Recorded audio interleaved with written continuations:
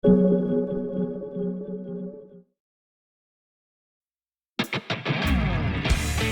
on Eestis populaarne ja seda just inimeste seas, kes elavad maal või mõnel saarel. Üldiselt kasutatakse neid sihtotstarbeliselt, vedades raskeid esemeid, käies kalal või jahil. Ühesõnaga, RAM täidab nii pere- kui ka tööauto rolli, aga millegipärast leiab nüüd Eesti riik, et tegemist on luksuskaubaga, liigitades neid suurte linnatsiipidega ühte patta. RAM on endiselt meeletult suur auto ja muidugi selle suurusega tuleb kaasa ka praktilisus. Aga 5,9 meetrit pikk auto ja 2 meetrit lai auto ei taha just meie Eesti parkimistaskutesse ära hästi mahtuda. Ja tuletan meelde, et see auto on veel lühikese kastiga. Pikema kasti puhul oleks see auto veel rohkem siit parkimistaskust väljapool. Lisaks on see auto saanud kerge värskenduse, ehk siis nüüd on uus radiaatorivõre, uued tuled nii ees kui ka taga, aga need erinevused on üsna marginaalsed ja kui siin oleks vanem RAM kõrval, siis saaks selgemini aru, missugused need muudatused on. Aga peamised muudatused on olnud selle auto puhul tehnilised, ehk siis vedrustust on muudetud, selle geomeetriat ja mootoriruumis ei ole enam V8 hemimootorit ja seda asendab nüüd siis rida 6 3-liitrine topeltturboga bensiinimootor. Nagu siit lugeda saab, SST HO, see tähendab siis Straight Six Turbo High Output, ehk siis võimalikult võimsa jõudlusega. Ja muide, see mootor on nii võimas, et kui me jätame Raptor R-i kõrvale, siis ükski teine auto ei ole selles klassis nii võimas kui see auto. Lisaks on sellel autol ka klassi kõige suuremad pidurid ja kui ma nüüd välimusest räägin, siis see konkreetne auto on Limited Night paketiga, mis tähendab seda, et kõiksugune kroom on mustaks muudetud ja kapott on teistsugune, siin on õhuavad ja siia on ka muhk peale pandud.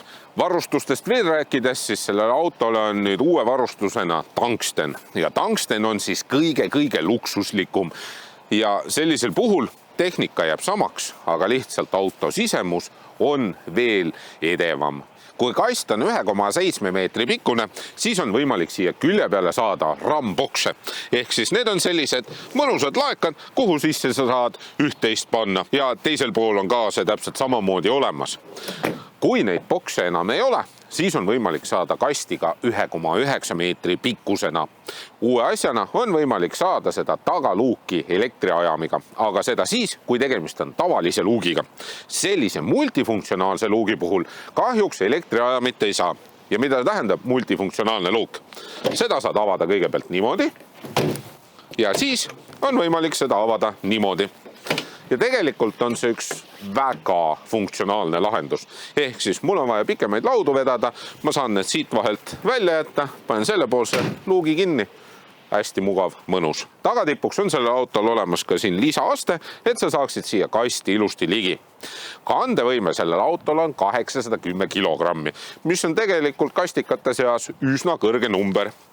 Aga jällegi üks halb lugu on selle auto puhul see, et kuna see auto on hästi võimas ja kandevõime ei ole nii suur, et seda võimsust ära kompenseerida, siis leiab riik automaksu puhul, et tegemist on sõiduautoga. Ehk siis tuleb teha selline lihtne arvustus, võtta 403 kilovatti, jagada see 810-ga ja sellisel juhul tuleb koefitsiendiks 0,49.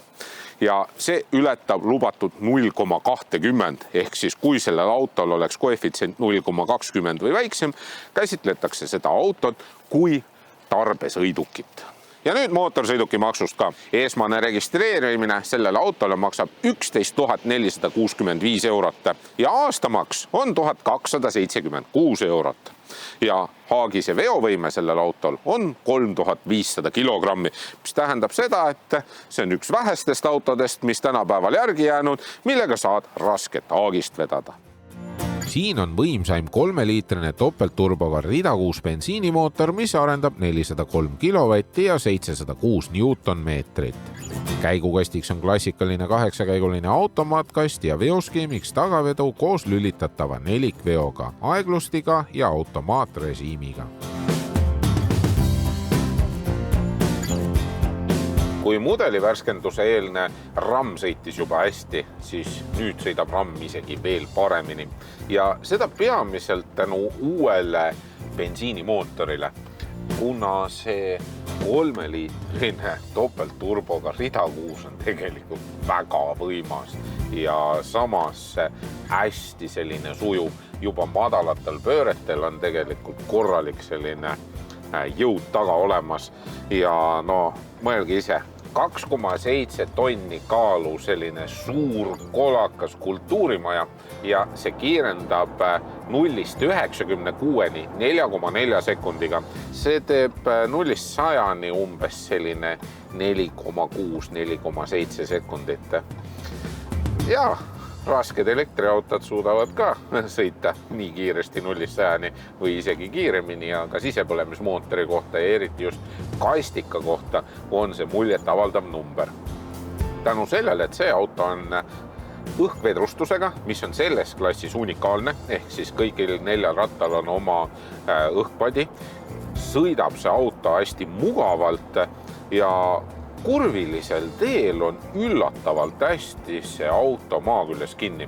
Ja kerekaldumised on olemas, aga need ei ole sugugi väga suured ja samuti roolisüsteem on tegelikult parem kui kohati mõnel linnadžiibil, ehk siis ma saan aru, kui palju mul on vaja rooli keerata, see on kastika kohta tegelikult kiire ja samas ka parajalt raske ja täpne. Pidurid on ka sellel autol võimsad ja samas need peavadki võimsad olema, kui selle autoga on vaja ikkagi 3,5 tonnist haagist vedada, siis on vaja ka ju see raske auto kuidagi seisma saada.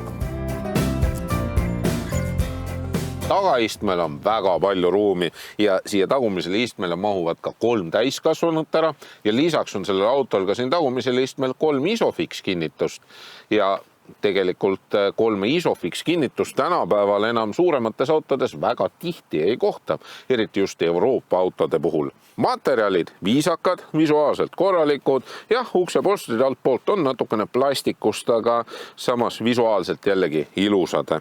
Põlveruumi on küllaga, pearuumi on küllaga, istumisasend on natukene kükakil, aga kuna siin on nagu ma ütlesin, ruumi piisavalt palju, siis see tunned tegelikult ennast väga mugavalt. Iste on pigem natukene jäigemapoolne, seljatugi on üsna püstine, käetugi on ka olemas, see on veidi lühike ja siin eespool otsas on ka tegelikult topsihoidjad, aga kuna see kõik on kuidagi selline astmeline ja see käetugi on tegelikult ikkagi üsna lai, siis selle kasutamist need topsihoidjad ei sega. Lisaks on tagumisel istmel olemas oma istmesoojendus ja ka istme jahutus. USB-pesad on ka siin olemas, 2 USB-C pesa ja 2 tavalist USB-pesa ja siin keskkonsoolis on ka veel 2 topsihoidjat ja istmete seljatugedes on veel taskud ja suur panoraamkatuseluuk lisab siia veel rohkem ruumikust ja avarust. Ja kui Euroopa kastikad on ikkagi üsna kitsid erinevate laegaste poole pealt, siis rammis vähemalt neid väiksemaid laekaid jagub. Esiteks on siin istme all laekad ja tegelikult on siin põhja sees ka veel laekad olemas. Rammi juhi kohta on endiselt väga mugav ja kes tahab veel mugavamat istumist siia saada, siis Tungsten pakub selliseid istmeid, millel on istme põhja pikkus ka veel reguleeritav. Kuigi ausalt ütles ma ei näe põhjust, sest see iste on niivõrd suur ja massiivne. Küll võiks jah natukene rohkem olla külgtuge. Uue asjana on see, et nüüd need esimesed istmed on ka massaažifunktsiooniga. Siis uus on see multimeedia ekraan, ehk siis see on nüüd natukene veel suurem ja kõrvalistuja sai ka endale oma ekraani. Muus osas on see auto endiselt vägagi funktsionaalne, mugav, ruumikas ja hästi palju erinevaid laekaid. Ka materjalid on viisakad ja ilusad. Ma unustasin juba ära. Siia tuli 1 juhtmevaba laadija pesa ka veel juurde, nii et siin on siis 2 juhtmevaba laadija kohta. Loomulikult uuena on ka erinevad sõidu- ja ohutusabilised. Igatahes üldmulje on sellest autost väga hea ja igati viisakas ja korralik kastiauto. Maanteel on selle autoga täitsa hea sõita, see on hästi stabiilne, sa istud kõrgel, sa näed kõike, mis toimub ja oma suuruse poole pealt ei ole sellega maanteel ka ebamugav sõita. ja samas, kui ma arvestan veel seda, et sellel autol on hetkel all kõige lärmakamad naastrehvid, mis on Nokianilt ja ma istun siin autos, et tegelikult see müratase, mis siia autosse kostub, on üsna väike, siis ma võin öelda, et see auto on tegelikult ka vaikne. Küll aga linna vahel, näiteks Tallinnas, on selle autoga kohati tüütu sõita. Esiteks, kuna see on nii pikk ja sellel ei ole 4 ratta pööramist, siis on sellel autol ka pöörderaadius üsna suur ja manööverdada on selle autoga kohati ebamugav. Teiseks on see A-piilar siin massiivne ja sinna taha teinekord varjuvad ka näiteks autod või mõned muud objektid.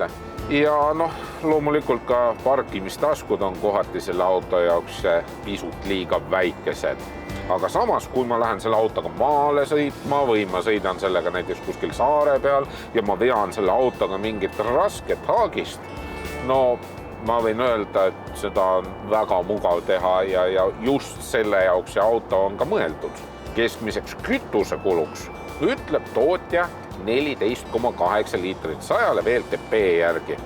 Ja mina sain oma proovisõidul 16,8 liitrit 100 ja tegelikult arvestades seda, et see auto on 1200 kilomeetrit sõitnud, siis ma arvan, et umbes 6-7 tuhande pärast on võimalik isegi see 14,8 saada.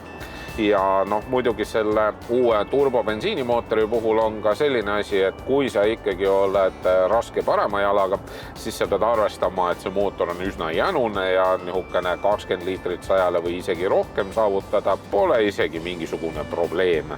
Lisaks mainin ka veel ära, et sellel autol on väga suured peeglid, mis annavad tegelikult väga palju juurde just haagise veole mugavust. Siis ka need LED-tuled tegelikult valgustavad teed väga hästi, aga matrix-LED siin ei ole, seega kaugtuled on lihtsalt ümber lülitatavad lähituledele, et ei jäeta mingisuguseid poolikuid kaugtulesid peale, nii nagu näiteks mõnel Euroopa autol.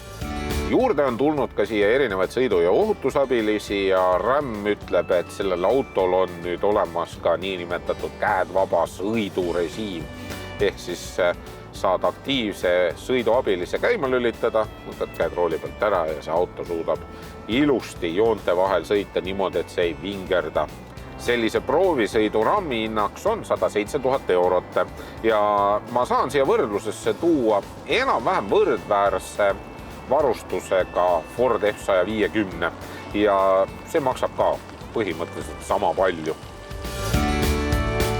RAM on endiselt kõige mugavam kastikas, mis turult saada. Uus mootor on muutnud auto dünaamika veel paremaks, lihtsustades raskete esemete vedu. Kahjuks aga meie ametnikud näevad selliseid autosid luksusautodena, mitte tarbesõidukina, nii nagu see auto tegelikult on.